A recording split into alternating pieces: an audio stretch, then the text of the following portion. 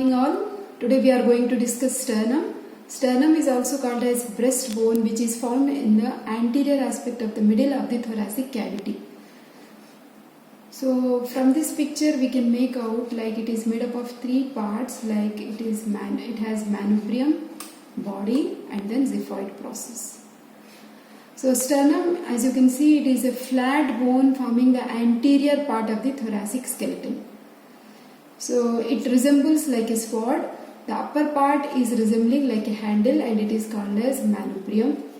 And the middle part is resembling a blade, which is actually called as body of the sternum. And the lower part is tapering and it is called as xiphoid process or xiphisternum. The length of sternum is 17 centimeters. It is longer in males than in females. Now when you look at this picture, we come across like the parts of each component of sternum.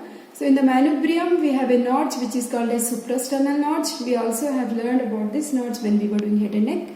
Now on either side of the suprasternal notch we have facets for the articulation of clavicle to form sternoclavicular joint.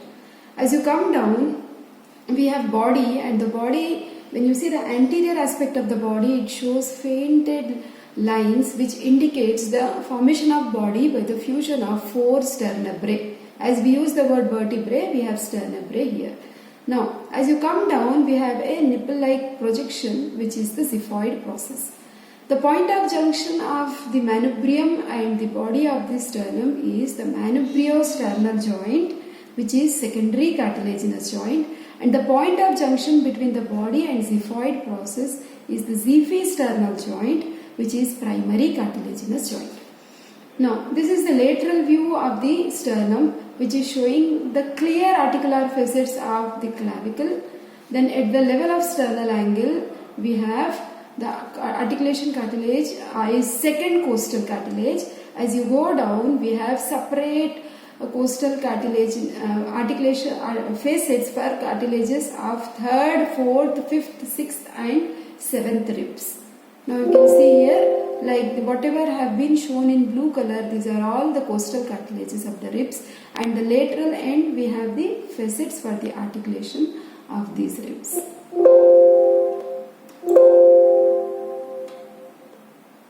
Now, there is a very, very important aspect about sternum, that is sternal angle. So sternal angle is also called as angle of Lewis, which is around 5 centimeters below the suprasternal notch. The importance of sternal angle, it has many important anatomical events which are taking place at this point. Now let us see what are those. It's a very important short note, very short note also. See, because we have seen like second costal cartilage is articulating here, so it is helping us to count the ribs when we are doing surface anatomy. When the patient is coming to us for clinical examination. Then it lies at the level of intervertebral disc between T4 and T5 vertebrae. That means when you go behind posteriorly, the level of sternal angle is corresponding to T4 and T5 vertebra. So if you draw one, like I am going to take you to this picture, this is our sternal angle, and if you draw a plane behind to the fourth and fifth thoracic vertebra junction, the area above this plane is superior mediastinum and the area below the sternal angle is inferior mediastinum. Then the ascending aorta ends at this level, arch of aorta begins and also ends at this level, descending aorta begins at this level. This we will see when we are doing the heart and aorta. Trachea bifurcates at sternal angle. Pulmonary trunk also divides into right and left pulmonary artery at the sternal angle. Upper border of the heart is lying at sternal angle. Azygous vein arches over the root of right lung to end in the superior vena cava. Now, as we have seen, sternum is a flat bone. Now, let us see the attachments of the sternum. We know this part is called as manubrium, and these are the attachments what we are seeing on the anterior surface. So on the anterior surface, we have seen in head and neck also, this muscle is starting, that is the sternal head of the sternocleidomastoid starts here. And when we were doing the dissection of upper limb, we have seen this muscle, that is the pectoralis major, So the pectoralis major is taking its origin from the manubrium and also from the body of the sternum. When you come to the xiphoid process, you can see the rectus abdominis muscle fibers are also attached over here. So now on either side of the xiphoid process, there is a greenish structure shown which is indicating the aponeurosis of the oblique muscles of abdomen. When we study abdomen, we will come across external oblique and internal oblique transversus abdominis. The aponeurosis of those muscles is attached on the lateral aspect of xiphoid process. So now this is the posterior aspect of the sternum. So on the posterior aspect, again this is manubrium. So in the manubrium again we are seeing the attachment of two muscles which are sternohyoid and sternothyroid. In between we have arch of aorta. On the posterior aspect of the body we also have the attachment, one of the muscles of the intercostal muscles what we see between ribs, one of the innermost intercostal muscles component, that is sternocostalis. So apart from these structures, you are finding there is some pinkish reflection on the posterior aspect of the sternum, that is the area which is related to the pleura. This point we are going to elaborate when we are doing the pleura chapter for the pleural reflection. For now you can see the right pleural reflection is extending on the posterior surface little more when you compare with the left pleural reflection. Rest of the area we are finding is for the area for the pericardium, that is heart, related to the pericardium. So on the posterior aspect actually we also see the fibers of diaphragm are attached here. So whatever we have discussed in the form of diagram is listed here. You can just go through once. And then now apart from the points what we have learned, you can see the suprasternal nodes gives attachment to the interclavicular ligament also, and we have already studied investing layer of deep cervical fascia. It will be splitting here to enclose a space, that is the suprasternal space. Okay. Then the margins of clavicular nodes gives attachment to the capsule of sternoclavicular joint. Now the body of sternum, it is longer, narrower, thinner than the manubrium. It is widest close to its lower end opposite the articulation with fifth costal cartilage. We have seen its anterior posterior surfaces. If you just look at this picture, it has upper border, lower border, then two lateral borders, and the surface from the front is anterior surface and the surface from behind is the posterior surface. That's what is written here. Then anterior surface is nearly flat and directed forwards and slightly upwards. I told you it has ill-defined transverse ridges indicating the lines of fusion of four small segments called as sternebrae. Posterior surface is slightly concave and is marked by less distinct. That means transverse lines are clearly defined in anterior aspect but not in posterior. Posterior we have the reflection of pleura which is smooth. That's why posterior surface is smooth. And we know the lateral borders are forming the synovial joints from the second costal cartilage, third to sixth costal cartilages, and the upper half of seventh costal cartilage. The upper end forms the secondary cartilaginous joint with the manubrium at the sternal angle.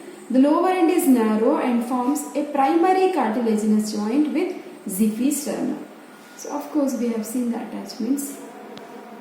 Now the xiphoid process is the smallest and it is the first cartilaginous bone, but in the adult it becomes ossified near its upper end. Then attachments we have seen in the form of diagram. I told you the posterior surface of the xiphoid process gives attachment to the muscle fibers of diaphragm. Then posterior surface of the xiphoid process is also related to the liver.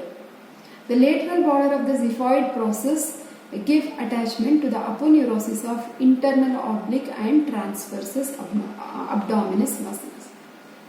Then the upper end forms a primary cartilaginous joint with the body of sternum. So this is the anterior surface. From the picture we have seen it is receiving the insertion of rectus abdominis, And on the lateral side, those green lines I told you, it is the attachment of the aponeurosis of external and internal oblique muscles of abdomen. Okay. Now this is related to the ossification of bone. So the primary ossification centers are the centers which are formed during intrauterine life, and for the manubrium and the upper part of the body, the primary ossification centers appear during 5th fetal month, and for the lower part of the body, it is formed during the 5th to 6th fetal month. Now, I told you like at the manubriosternal joint, we have secondary cartilaginous joint which usually remains non-united so as to facilitate the movements of the thorax during respiration. And the sternebrae between the 2nd, 3rd and 4th sternebrae usually they fuse by puberty at the maximum up to 25th year of life, and the fusion between the 4th and 5th sternebrae usually occurs like at the age of puberty. And the place we have the xiphisternum, like the xiphisternal joint where we have the primary cartilaginous joint. It remains cartilaginous but little more longer time, and it is ossifying at about 40 years of age. Now coming to the clinical aspects, there is a condition which is called as pectus excavatum, which is a congenital deformity. From the picture you can see the sternum is growing abnormally and it is caved and sunken. It gives a sunken appearance in the chest. Quite opposite to that, we have pectus carinatum, which is where you are finding like the anterior chest wall deformity, which is associated with abnormal growth and development of the costal cartilages and also sternum. So the cartilaginous overgrowth is observed as outward protrusion and convexity of the anterior chest wall. Then sternotomy is a procedure which is done in order to do the open heart surgeries where the mid sternotomy is done. Like cardiac surgery, manubrium or the body of sternum need to be split. So sternum is protected from injury by attachment of elastic costal cartilages. Indirect violence may be leading to the fracture of sternum. So we usually also do this procedure which is called as sternal puncture for bone marrow biopsy in case of the blood cancers like leukemias. So bone marrow for examination is usually obtained by manubriosternal puncture. The slight movements that take place at the manubriosternal joint are essential for the movement of ribs. In the anomaly called funnel chest, the sternum is depressed. Quite opposite, we have pigeon chest. So, thank you.